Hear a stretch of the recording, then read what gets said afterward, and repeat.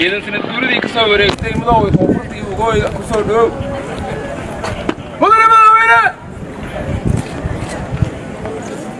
ummadda Soomaaliyeed meel walba ay joogan aan uga hambalyeeyo maalintii xornimada Soomaaliya ay qaadatay labadii gobolna ay midoobeen koonfurna ay xorowday nin walba Soomaaliya waxaan rabaa inay raacaan hambalyo gaar ahaan dadka reer koonfur galbeed hambalyo waxaan Ilaahay ka toogaynaa sanadkan sanadkiisa kale inuu nabad u gaarsiiyo سال سعتان تاريخ ذا حرنية ذا إلى ذا هاي مسؤولين فربلا أو أنت تبيدا هذا وشة كيسي وح قرصان معها هل جندير أو هوها قبل مدونة أو حرنية الودونة هاي وقويسي سومالي كلا قيبي وقوي يكونفر وكلا ساري شنتي كلا سومالي وكلا قيبي halkankii dheeraa oo loo soo maray xisbiyadii dhalinyaradii haweenkii odayaashii nin walba oo mas'uuliyadii uu ka qaatay qaybtiisa maalintii lagu guuleystay oo la go'aamiyay inay noqoto Soomaaliya xor calankeedana dib loogu soo celiyo yaa maanta marka aad iyo aad aan ugu faraxsanahay xafladaas iyo munaasabadan muhiimadan leh inaan isugu nimaano oo isugu hambalyeeno dadka Soomaaliyeed meel walba joogaan aan ugu hambalyeeno sharafta calanka iyo karaamadii iyo halgankii iyo xornimo u doonkii muddada dheer laga soo marayna aan hay'adaha ka mahad celino dadkii xisbiyadii iyo dhalinyaradii Soomaaliyeed oo u soo halgantay oo xornimada keentay oo gumaysiga la dagaalantay ayagana aan u tacsiyeyno aan u duceyno intii dhimatay intii noolna aan niraano Ilaahay ay badbaadiyo way muhiimada ugu horeyso mid labaad saal socotaan 60 sano ka hor yaa Soomaaliya xornimo qaadatay xornimada iyo dawladnimada waxa sal u ah oo badbaadiyo oo ay ku kortaa waxa waaye waa cadaalad iyo midnimo iyo in dadka la isu keeno lagana shaqeeyo wixii horumar ku sameyn lahaayeen waxaa moodaa marka maalintii xornimada aan qaadanaynay iyo maanta oo 60 sano laga joogo marxaladda aan joogno inay tahay aan u baahanahay mar labaad inaan xornimo kala qaadano gumaysigii markaan ka tagnay oo gumaysigii naga tagay dalkii nugula soo wareejiyay 30 sano dawlad baan haysanay 30 sanana waxaan ku jirnay dhibaato iyo dabagadood iyo istaag iyo fariiso iyo isboob iyo isdhibaateyn waxaasoo dhanna waxaa sal u ah cadaalad darrada waxaa sal u ah isxaqiraada dadka dhexdiisa la isku noqonayo oo la isxaqiraayo haddii dadka Soomaaliyeed loo istaago midnimadooda iyo cadaaladooda horey loo socon lahaa horumarkan inta uu ka badan lahaa waxaan Ilaahay ka rajaynayaa wixii aan soo marnay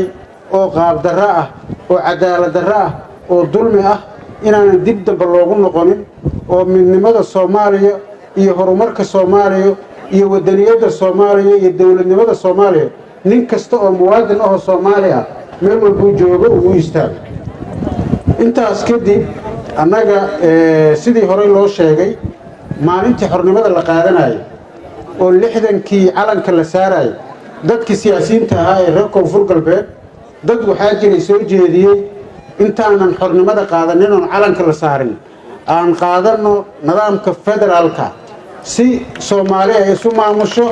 oo dadba uu soo dhicin oo nin walba deegaankiisa maamul uu madax banaan yahay uu helo waxbarasho uu madax banaan yahay uu helo khayraadkiisa uu helo la isku kalsoonaado dawladda xana ay jirto nidaamkaas federaalka la qaato intaas ay ahayn waxay dadkii siyaasiyiinta ahaa reer koonfur galbeed ay u doodayeen oo u dacwoonayeen waa suurtagal weysay dawlado kala duwan la soo maray waxa hadda Ilaahay mahadiisa ah markii Soomaali dhibaato badan ay gaartay inay xal noqotay 60kii wixii aan ka fikiraynay iyo 58 in maanta loo soo noqday oo la yiri wax kaliya lagu badbaadi karo waa federaalka aan maanta Soomaali waxa la dhisay waa dawlad federaal annaga dawladda federaalka aan nahay goboleedka koonfur galbeed haddaan nahay dowlad goboleedka koonfur galbeed aan aas iyo saldhigna u nahay nidaamka federaalisimka waxaan soo dhawaynaynaa oon diyaar u nahay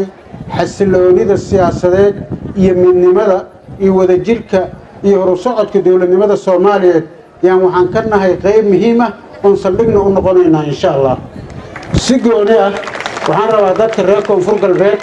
inaan kula dardaarmo munaasabadan jirta awgeeda sida aan sheegay dowlad goboleedka koonfur galbeed baan nahay 3 gobol oo gobolada Soomaaliya ugu waaweyn ay ka mid tahay 18 degmo iyo 18 degmo kale oo u diyaarsan inay degmo noqdaan yaa hoos yimaado waxaan rabnaa dadkaas ayaga ah inay intay gacmaha isqabsadaan dadka reer koonfur galbeed ay u istaagaan qarannimadooda dowladnimadooda midnimadooda iyo walaalnimadooda meel walba ay joogaanna ay isku tashtaan una u istaagaan siday cadowga isaga xoreyn lahaayeen jidad kale isugu furi lahaa degmooyinka iyo tuulooyinka cadowga oo haysta dib looga kicin lahaa habeen iyo maalinna loogu taagnaan lahaa horumarka ummadan iyo bulshadan lagana shaqayn lahaa sidii loo heli lahaa amni lagu faano oo meel kasta oo la joogo qof kasta oo muwaadina uu wuxuu xaq u leeyahay uu ku samaysan karo beertiisa ku tacban karo xoolihiisa ku xanaanaysan karo meeshuu rabo u guuri karo meeshuu rabana degi karo waxbarasho iyo caafimaad iyo horumarna uu ku gaari karo inaan ka shaqayno annaga dowlad ahaanna aan hormuud u nahay habeen iyo maalin aan u taaganahay insha allah waqtigii calanka la saarayay baa la gaaray shacabweynaha koonfur galbeed iyo dadka munaasabadan isugu yimid mar labaad hambaliyo waxaan rabaa halkan inaan nooga mahadceliyo ciidamada qalabka sido oo habeen iyo maalin u taagan difaaca iyo xoreynta dalkoodii iyo dadkooda waxaan rabaa mar kale inaan u mahadceliyo dadkii xafladan iyo munaasabadan quruxda badan ka soo shaqeeyay oo ay ugu horeeyaan guddigii golaha wasiirada ahaa oo gudoomiyaha u ahaa wasiirka qorsheynta